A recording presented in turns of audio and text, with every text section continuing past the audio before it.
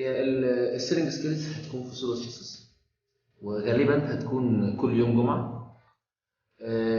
نتمنى في الأول إن بعد ما نخلص الفيديو أنت حسيت إن في فايدة من الفيديو ده أو ممكن يفيد غيرك، رجاء تشيره مع حد أو تعمل منشن لحد قد يستفيد منه. إن إحنا الهدف الأساسي هو إن إحنا نفيد الناس اللي لسه beginners أو لسه fresh، بحيث إن هو أكيد هيفيد الناس ديت في الانترفيوهات، أكيد هيفيد الناس ديت في حياتهم اليومية. خلي بالك السيلينج سكيلز دي مش حاجة بتدرس للميديكال فيلد بس، لا الناس يعني غالبية الناس اللي بتشتغل في السيلينج أيا يكن ده بيدرسوا سيلينج سكيلز، والسيلينج سكيلز أكيد أكيد أكيد هتفيدك في حياتك اليومية جدا جدا جدا، بخلاف التعاملات الطبية اللي أنت بتتعامل معاها أو بتتعامل فيها أو في خلال شغلك يعني.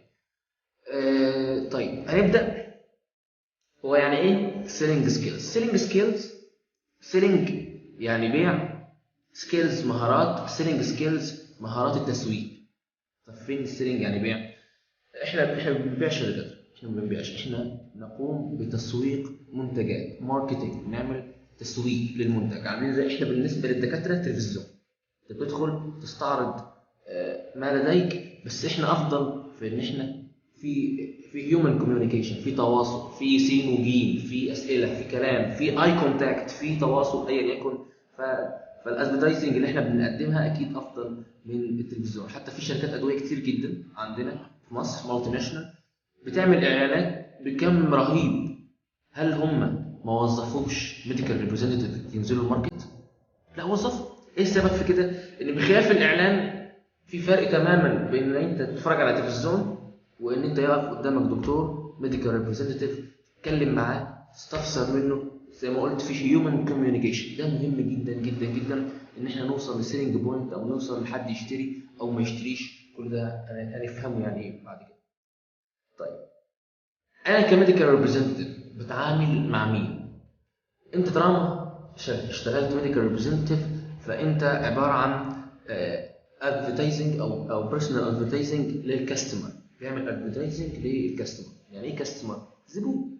الكاستمر ده الزبون اللي انت بتسوق اليه المنتج بحيث ان هو يشتريه. هو الدكتور لو انا عجبه الدواء بتاعي هيطلع فلوس ويديهولي؟ لا. لفظ يشتريه، باير او شاري في الميديكال في الشغلانه بتاعتنا معناتها ان هو خلاص اقتنع بالمنتج، هو ككاستمر اقتنع بالمنتج، فبالتالي هيحفز كتابته في البروسبكشنز بتاعته او في الروشتات بتاعته للبيشنت. طب انا كده برضه هو ما كاتبها، انا استفدت ايه؟ الروشته اللي بتنزل رايحه صيدليه، الصيدليه بتصرف لك المنتج، بان المنتج طلع او اتسحب من الصيدليه ده محسوب لك انت شغل. وصلت؟ يبقى الكاستمر مش هيشتري منك، مش زبون هيشتري منك دايركت، لا ده هي مراحل او خطوات بتوصل ان هو في الاخر يكون فعلا اشترى. اهم حاجه في ان الكاستمر يقول عليه باير اللي هو بدا يكتب في روشتاته، مش باير مش شاري يبقى مش هيكتب في روشتاته. ده تفصيلا برضه هنتكلم.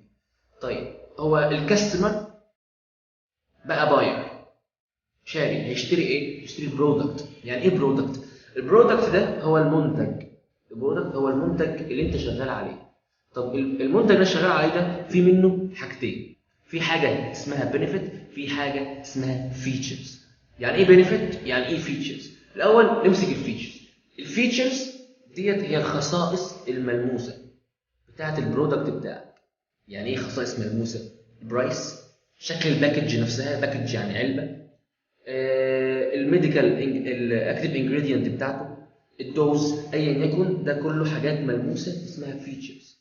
طب البنفيت دي هي المنفعه اللي البرودكت بتاعك ده هيقدمها باستخدام الفيتشرز بتاعه. يعني احنا قلنا البرودكت له فيتشرز، خصائص، سعر وشكل وجرعه ومواد فعاله الخ الخ. باستخدام البنفيتس، باستخدام الفيتشرز ده هيقدم لك حاجه اسمها بنفيت. الكاستمر في الاخر عايز يوصل للبنفيت دي. تمام؟ يبقى احنا اتكلمنا على يعني ايه كاستمر، قلنا يعني ايه برودكت، وبرودكت يندرج تحته فيتشرز وبنفيت. طيب نيجي على نقطه مهمه جدا اسمها السيلينج بوينت او اليونيك سيلينج بوينت. يعني ايه كلمه يونيك سيلينج بوينت؟ يونيك سيلينج بوينت. كلمه يونيك يعني مفيش زيه، سيلينج بوينت يعني نقطه موجوده في المنتج بتاعك هتستخدمها في انك تبيعه، ان الكاستمر يشتريه. دايما واحنا بنسوق اي منتج لازم تحاول تدور على اليونيك سيلينج بوينت في البرودكت بتاعك. يا دكتور احمد يعني ايه بيونيك سيلينج بوينت؟ زي ما قلت، حاجه عندك مش عند غيرك، او عند غيرك لكن انت تتفوق عليه في حاجه معينه فيها. يعني مثلا في كاتيجوري للبرودكتس، يعني انت وفزت كاتيجوري من البرودكتس، يعني شريحه من الادويه او مجموعه او الكومبيتيتورز بتوعك كلهم سعرهم معقول، سعرهم رخيص. انت تندرج تحت اليونيك سيلينج بوينت انك سعرك رخيص، لكن انت ارخص واحد فيهم، يبقى انت اليونيك بتاعهم. مثلا السمبل دوز، الجرعات البسيطه، كلهم مثلا بيتاخدوا مرتين في اليوم، وانت بتاخد مرتين في اليوم، لكن انت بتاخد مثلا مرتين في اليوم، ممكن تخليها مره واحده، يعني الجرعتين ممكن تجمعهم في جرعه واحده، فانت بقيت افضل منه، وهكذا.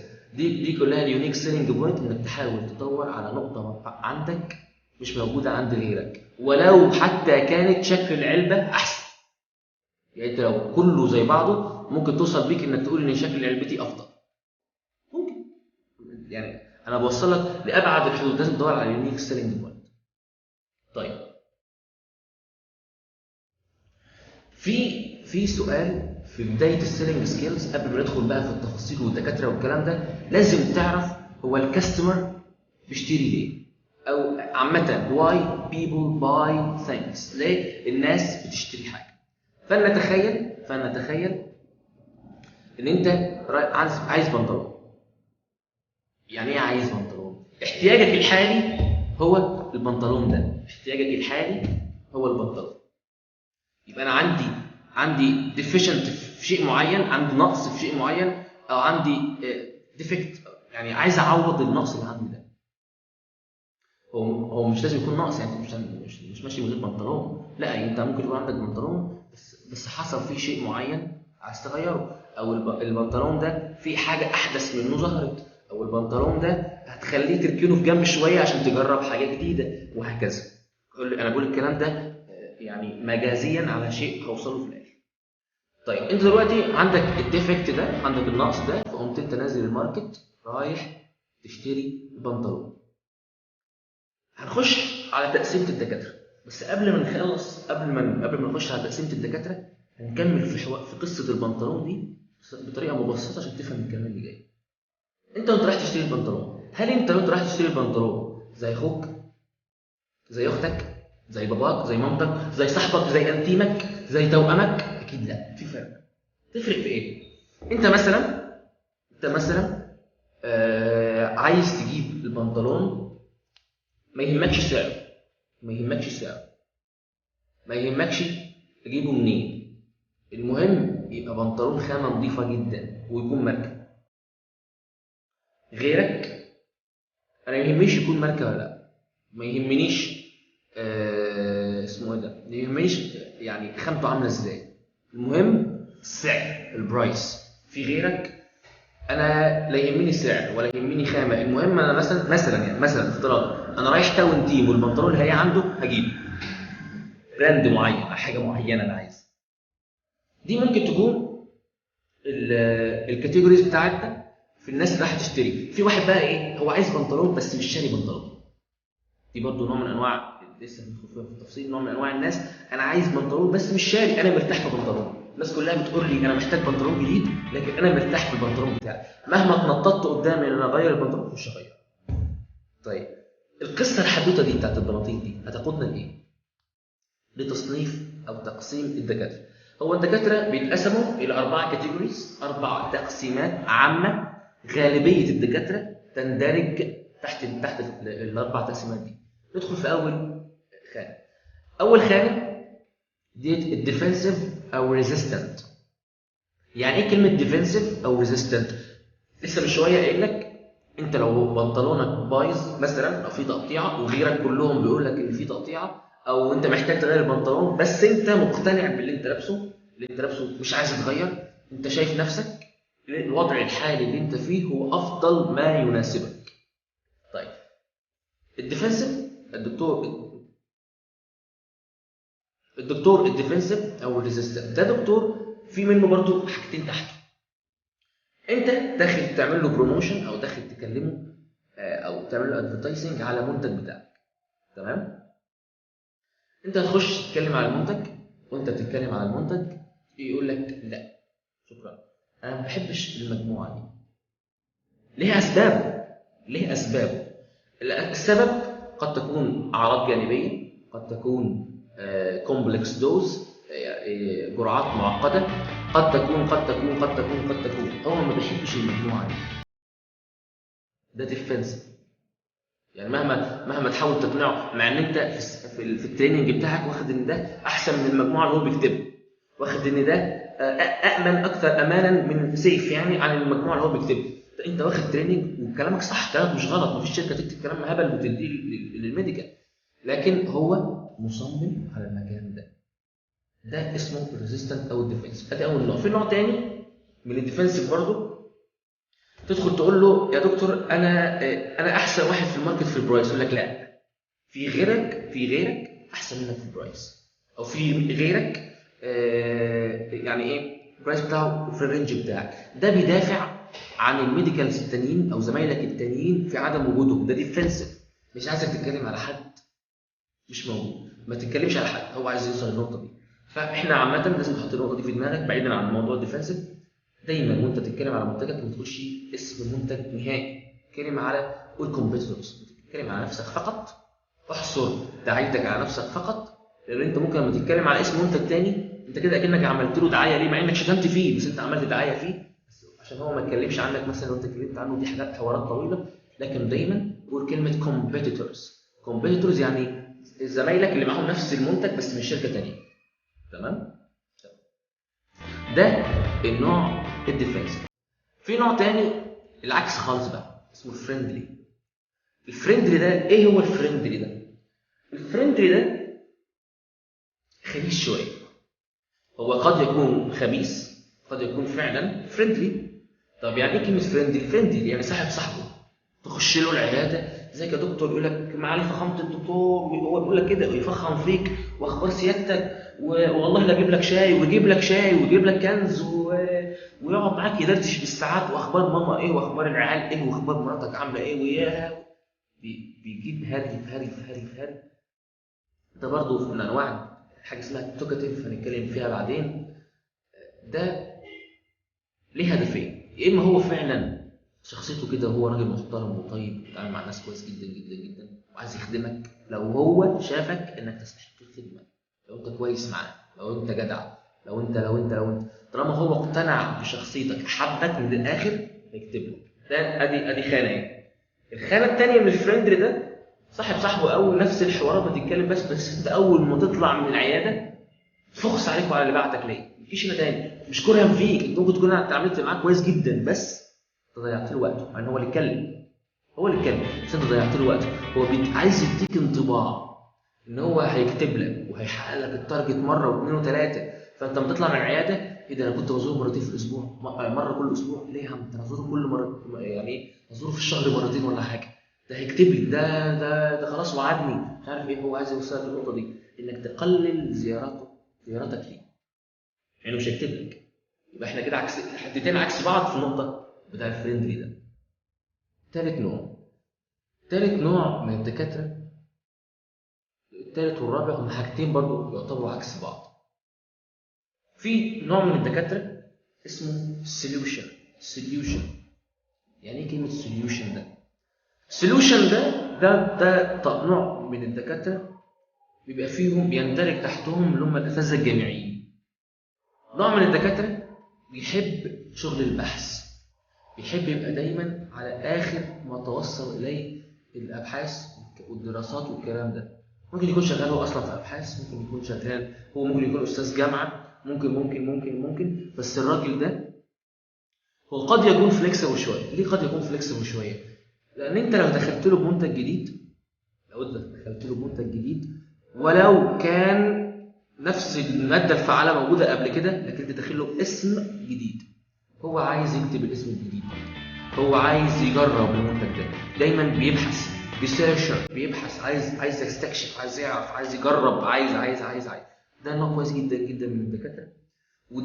ده من نوع من الدكاتره المحترمين جدا والاذكياء جدا، ان هو فعلا هيديك تجربه للمنتج هيعجبه او ما يعجبوش، بيعتمد على البرودكت بتاعك.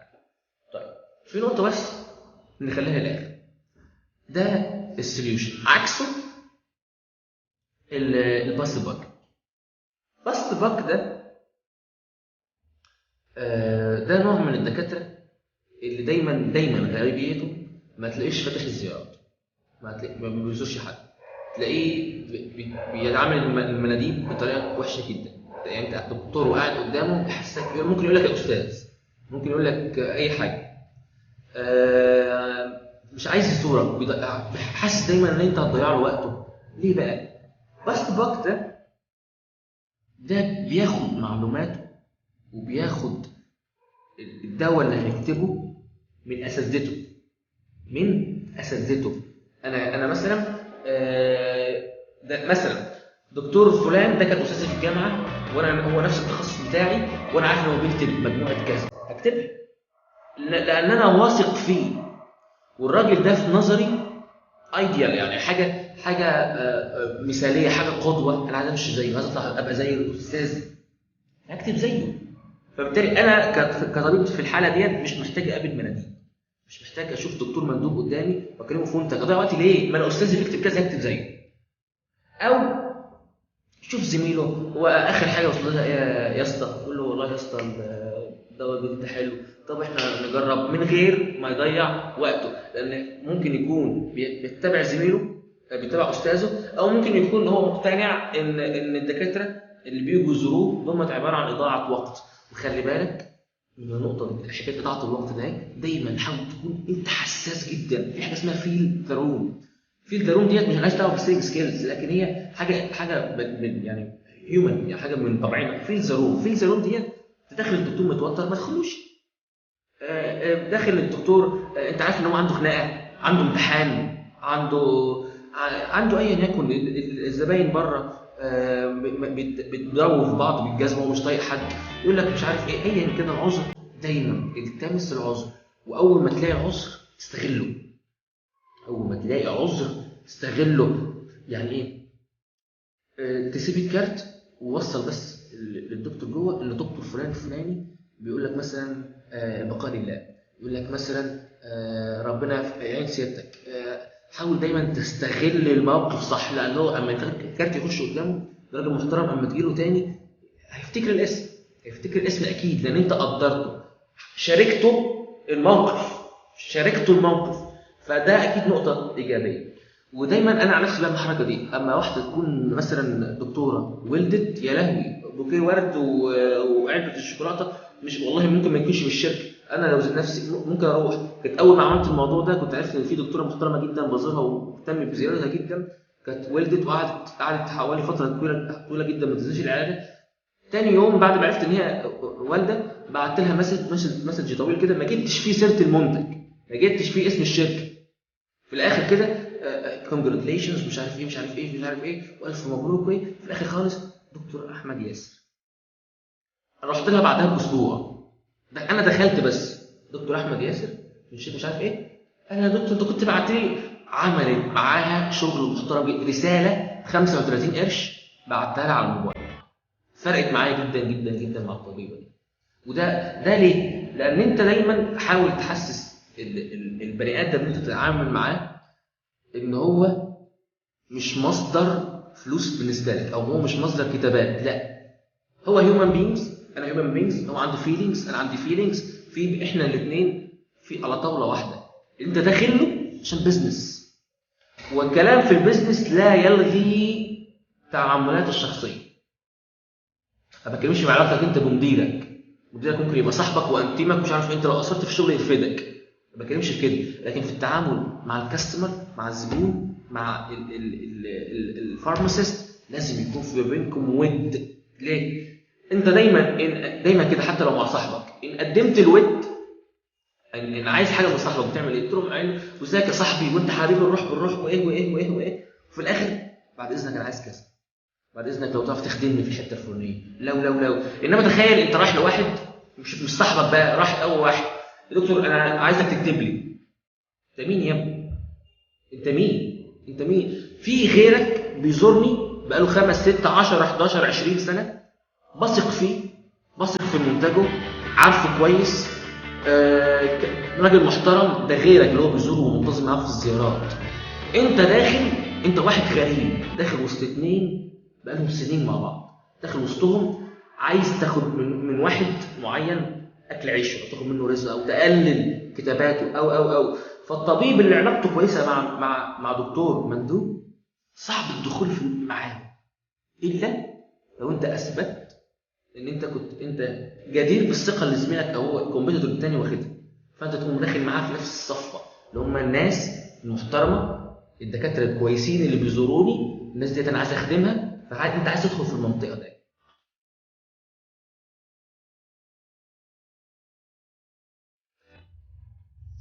طيب قبل ما نتكلم بقى في خطوات ازاي تدخل للدكتور تتكلم معاه، تعمل حاجه اسمها كول يعني انت بتعمل الدعايه بتاعت كام شغلك بقى، ده شغلك كل ده مقدمات انك تدخل تعمل.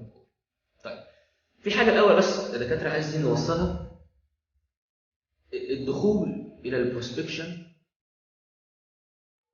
ما بيجيش من زياره، ما بيجيش من شهر زيارات، ما بيجيش من 2 3 زيارات، بيجي بالوقت، الا لو انت من قراب الدكتور حاجه ثانيه. فدايما في ناس تبقى حاسه بالاكتئاب او متضايقه او مش عارف ايه، ده بيكتب للناس تانية وما بيكتبليش. قد يكون عيب فيك انت، قد يكون عيب في منتجك، قد يكون وده غالب انت ما عندكش صبر، ما صبرتش. الناس لما بتبتدي تشتغل بتقعد فتره طويله جدا جدا جدا لغايه اما الدكتور اصلا يفتكرك، يفتكر اسمك، يفتكر شكل منتجك، يفتكر اي حاجه عنك. انت بعد كده في المستقبل القريب ان شاء الله انت تخش للدكتور والله ما تقول اسمك ولا تقول منتجك. ازيك يا دكتور، هو يقول لك كده، ازيك يا دكتور كذا، والله كذا كويس، والله مش ممكن والله كذا ناقص في الماركت، مش عارف ليه، شوف لكم حل. والله هتلاقيه هو بدا يتكلم، بدا هو يعمل كول او بدا يعمل هو ريفرشمنت لنفسه بمجرد ان هو يشوفك. ده لو علاقتك بيه كويسه، لو انت مجتهد في الزياره. كلمه مجتهد في الزياره مش معناته انك داخل الزياره تقعد نص ساعه مع الدكتور. انت زي ما لسه قلنا اهو، في زروم دكتور زحمه جدا وانت داخل تقعد معاه ربع ساعه، مش هتدخلك تاني.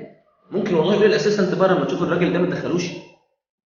هي الفكره كلمه الاجتهاد في الزياره هو الانتظام فيه. اعمل فايل، هات فايلات كده.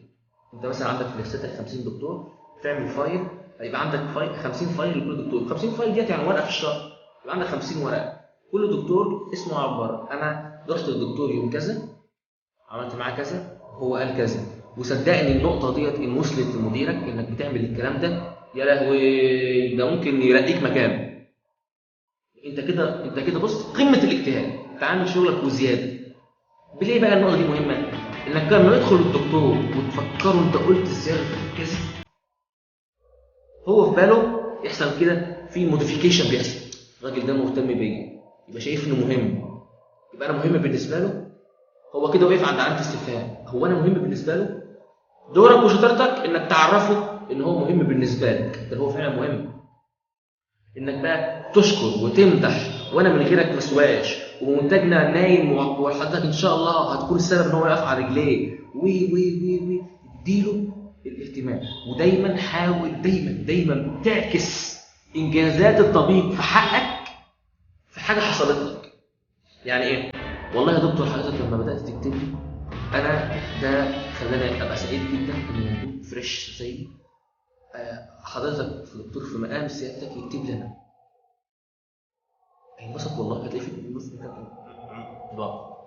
والله يا دكتور حضرتك لما بدات الفيدباك يتحسن والاقي الفيدباك بيتحسن، انا بقيت في قمه السعاده مع اني كنت متخانق يومين مع اهلي. على فكره مش عيب، مش غلط ولو كانت اكذوبه، بس مش ما تقفرش يعني انا مش ما تقولوش انا ده انا امبارح كنت متخانق ومتطلق ومضروب بالجزمه ومسروق وبلاوي سودا، وما عرفت انك كتبت لي علبه يوم اتحسن وبقيت زي الفل يا رياس.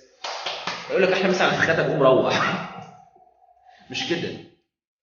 استغل زي ما قلنا استغل المواقف استغلال سليم، لا تأفور ولا تقلل من يعني اول ما كتب لك علبه وانت ما دخلتش قلت له شكرا والمصحف ما يكتبها لك تاني خلصان. اصل هو كتب علبه وانت ما عرفتش، يبقى انت في عينه انت لا قدرته ولا انت عارف تعمل شغلك انك مش عارف توصل للعلبه دي. موضوع انك عرفت منين هو كتب العلبه دي هنوصل لها كمان شويه. لكن دايما اعمل ماكسمايزيشن للافورت اللي هو بيبذله في حقك انت. ده حكايه البروسبكشن هي ما بتوصلش ملخصا مش من يوم وليله. ممكن تقعد سنه كامله، ممكن احتمال ممكن تقعد سنه كامله والسنه اللي بعدها تلاقي المنتج ده مولع الدنيا، احتمال. بس يا رب بديلك يستر عليك.